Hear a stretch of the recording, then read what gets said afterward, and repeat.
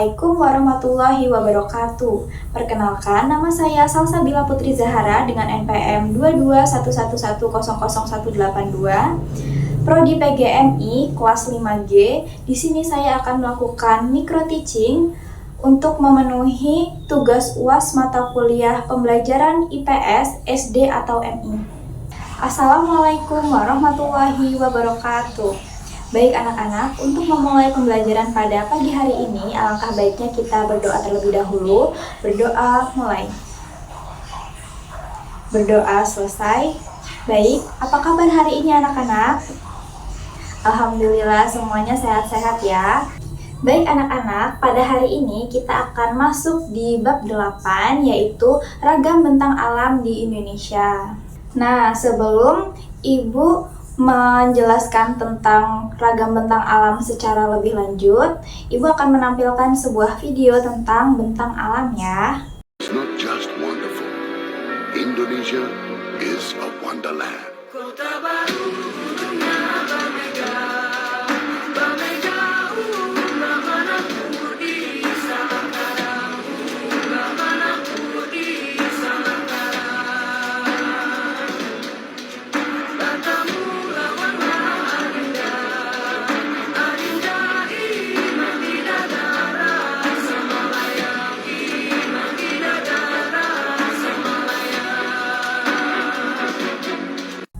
Nah, tadi kan kalian sudah menonton cuplikan bentang alam.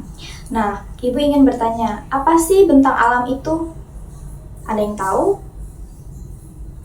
Bentang alam adalah hamparan alam dengan aneka ragam bentuk permukaan bumi.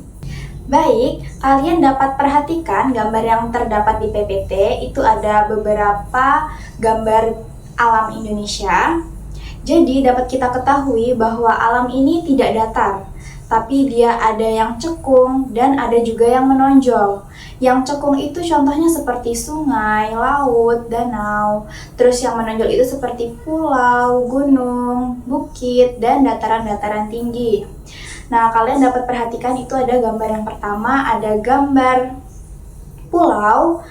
Terus yang kedua ada gambar sawah, yang ketiga ada gambar sungai, yang keempat ada gambar gunung, dan yang terakhir itu ada gambar pantai. Dapat dilihat ya, itu datarannya itu tidak rata, tetapi dia berupa cekungan dan tonjolan. Kemudian kita lanjut ke jenis-jenis bentang alam. Jenis bentang alam itu terbagi menjadi dua, yaitu dataran dan perairan. Dataran itu dibagi menjadi dua. Yang pertama dataran rendah dan yang kedua dataran tinggi. Kita akan bahas dataran rendah terlebih dahulu ya. Jadi dataran rendah itu memiliki karakteristik daerah yang ketinggiannya 0 sampai 200 mdpl. Yang kedua, daerah dataran yang cukup air. Yang ketiga, itu berhawa panas. Yang keempat, cocok sebagai pemukiman dan lahan pertanian. Yang keempat, bermata pencaharian petani, peternak, dan karyawan. Dan yang terakhir, dataran rendah itu banyak terdapat di daerah pesisir seperti pantai timur Sumatera dan pantai timur Jawa. Selanjutnya itu ada dataran tinggi. Karakteristik dari dataran tinggi yaitu daerah ketinggiannya lebih dari 500 mdpl. Yang kedua, dataran tinggi banyak terdapat di sekitar pegunungan seperti dataran tinggi Karo di Sumatera Utara dan dataran tinggi Toraja di Sulawesi Selatan. Yang ketiga, udara di dataran tinggi itu sejuk. Yang keempat, tanahnya subur sehingga masyarakat sebagian besar bermata pencaharian sebagai perkebunan. Dan yang terakhir, curah hujannya sangat tinggi.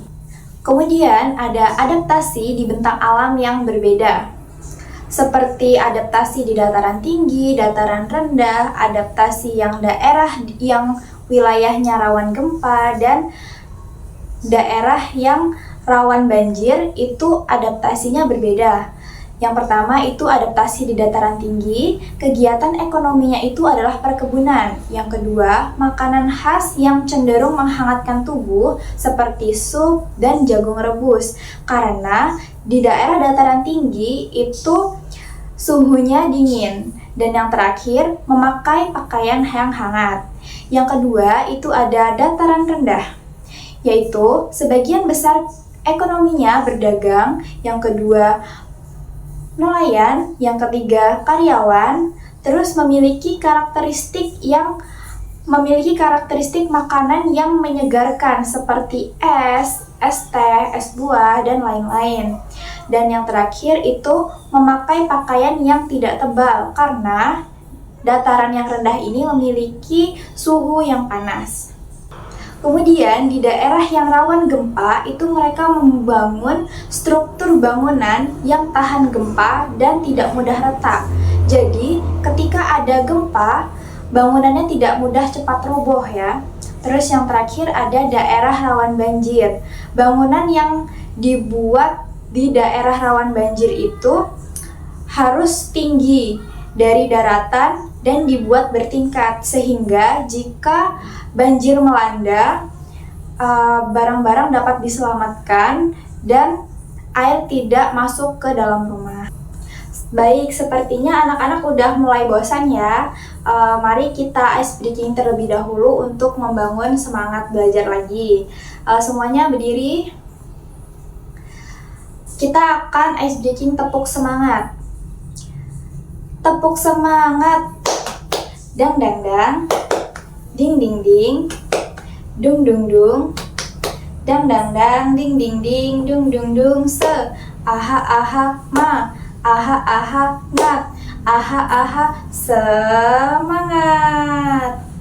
Oke, udah pada semangat semua ya. Mari kita lanjutkan ke materi berikutnya, yaitu pengaruh bentang alam dengan beragam budaya. Yang pertama itu ada rumah adat Mbrawu Niang Pulau Flores, yaitu rumahnya itu dibuat dengan atap yang berbentuk kerucut dan tinggi dan terbuat dari daun lontar. Fungsinya untuk mengalirkan air hujan dan menahan udara hangat keluar dari bangunan. Kalian dapat lihat ya rumahnya di PPT ya. Yang kedua itu ada rumah adat Honai, Papua. Jadi, rumah adat Honai itu dibuat dengan dinding rumah yang tidak memiliki jendela. Fungsinya agar suhu udara tetap hangat karena kedua rumah adat tersebut berada di dataran tinggi. Kemudian untuk rumah yang berada di daerah dataran rendah itu biasanya memiliki area yang terbuka dan tertutup. Jadi untuk memungkinkan sirkulasi udara yang masuk karena hawa di daerah dataran rendah itu cenderung ke panas. Baik, itu saja materi yang dapat Ibu sampaikan pada pertemuan hari ini. Kurang lebihnya Ibu mohon maaf. Ibu akhiri. Wassalamualaikum warahmatullahi wabarakatuh.